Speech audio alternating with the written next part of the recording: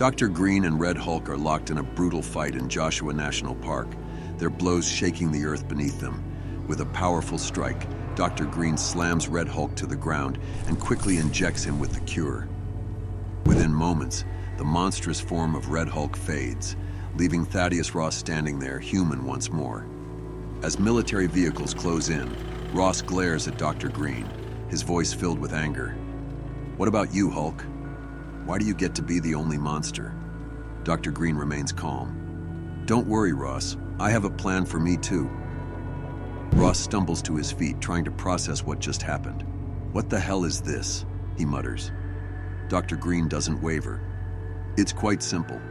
Now, you answer for your crimes." Soldiers step out of the vehicles, one of them calling out, "General Thaddeus Ross?" Ross clenches his jaw. "You know I am."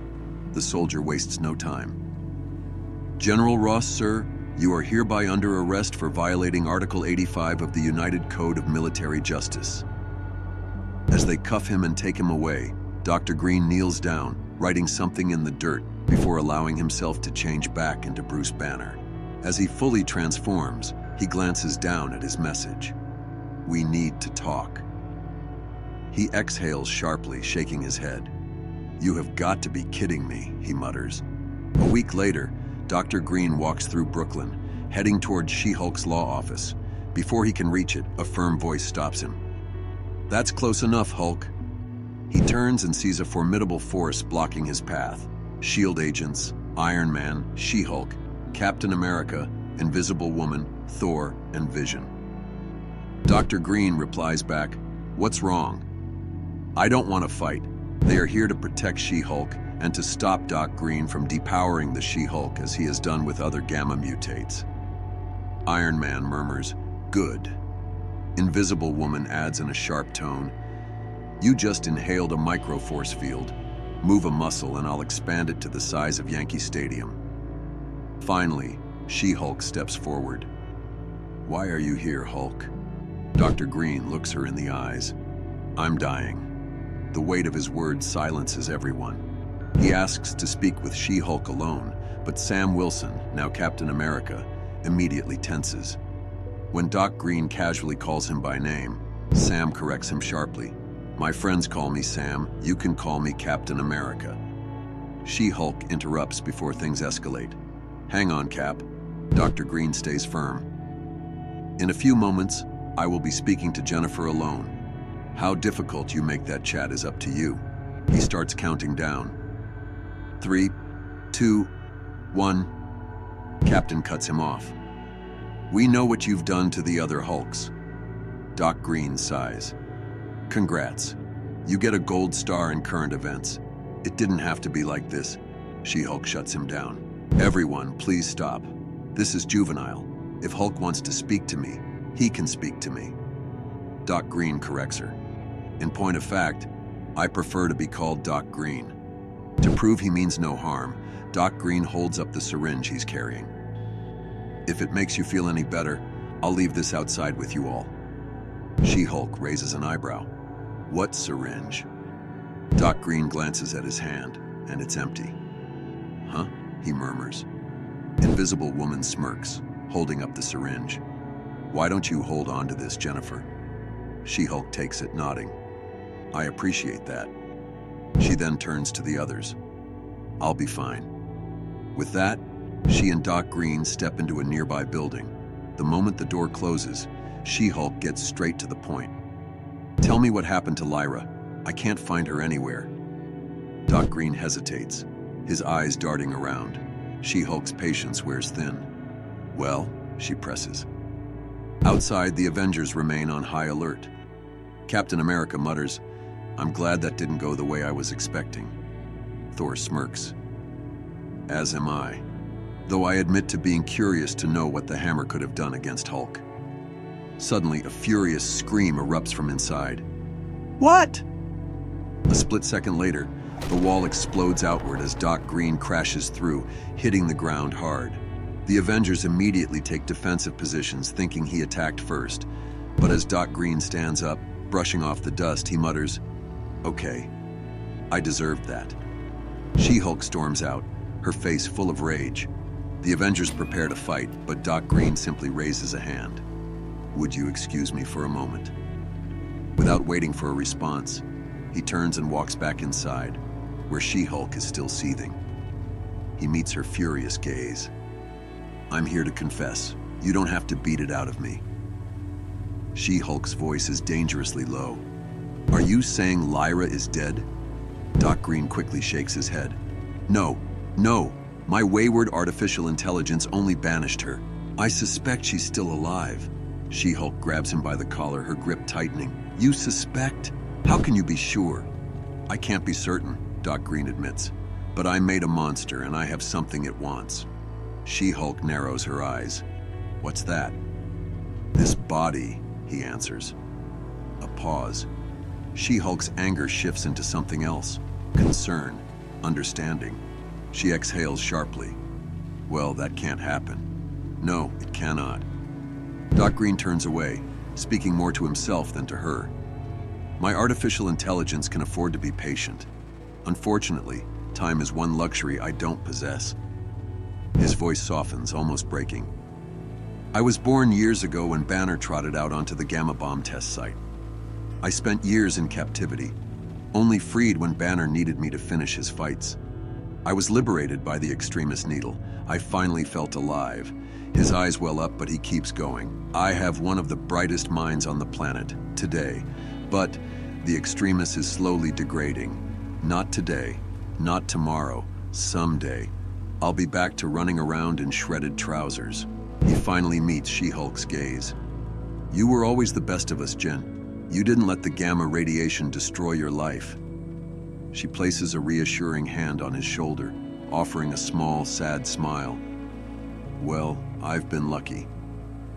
Doc Green runs his fingers through his hair before speaking. "Let's agree that you've made your own luck.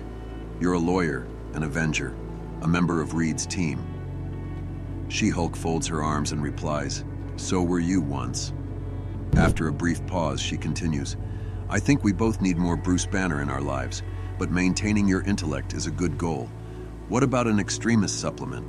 Doc Green smirks. "Great minds think alike." He starts walking toward the corridor, his tone casual but deliberate. "That was my first thought. In fact, I've completed a subatomic ground-up reimagining of extremists using hybrid adamantium nanotubes. It would keep my intellect intact for decades." She-Hulk raises an eyebrow. "So, why haven't you used it?" Doc Green pulls out a bottle and a glass, pouring himself a drink. "Because I'm afraid." He hands the glass to her and starts drinking straight from the bottle. His voice lowers. "There's a beast in me. I fear I would orchestrate terrible crimes." She-Hulk studies him for a moment, then speaks carefully. "Just so that I'm clear, you're not talking about Bruce." Doc Green wipes his lips with the back of his hand and shakes his head. "Though he is the lesser monster." His expression darkens. "There is a force inside me that only hates.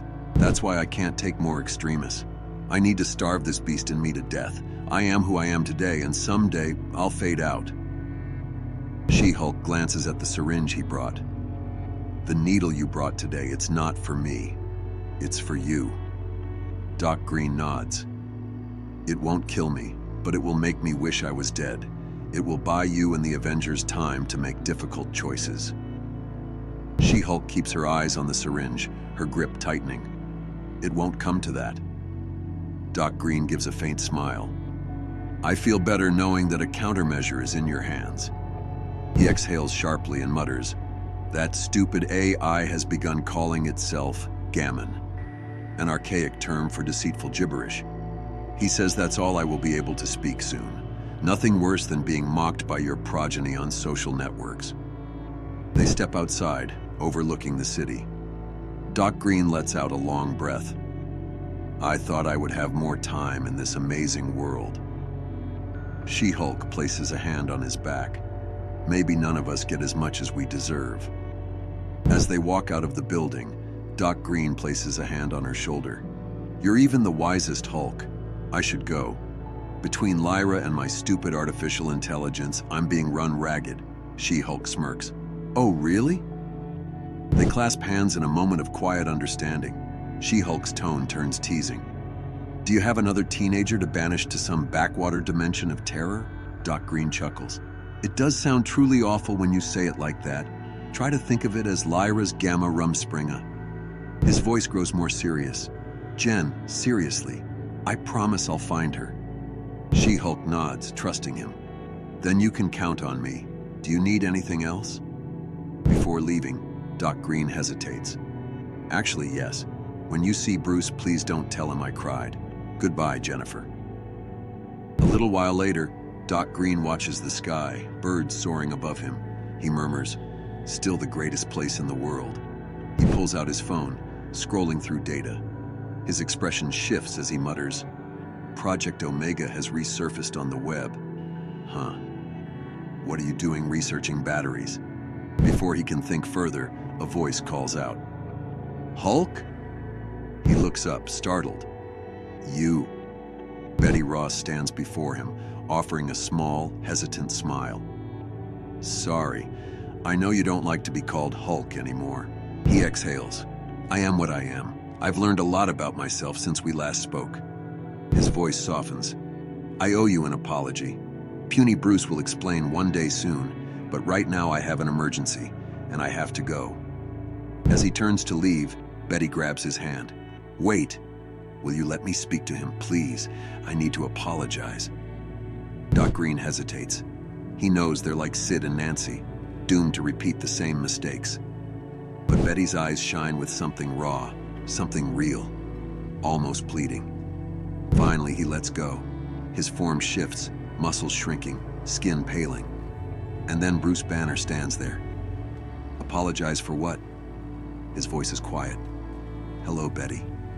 Betty's breath catches. For a moment, she just stares. Then with a heavy heart, she whispers, I'm sorry. About the shot before. Bruce doesn't respond. Instead, he looks down at his phone, something on the screen making his face go pale. Betty frowns. I know you're upset. Bruce barely hears her muttering, we finally have more data on Gammon. After a long pause, he turns back to her. Betty, I'm sorry, but I have to go analyze this information. The Hulk made a monster, and he and I are finally working together to stop it. Now, what did you want to apologize for? Betty shakes her head and laughs. You never change. Before you can run off to play hero again, she steps closer, locking eyes with him. Then, without another word, she leans in and kisses him, deep, lingering, full of things left unsaid. And with that, the story ends.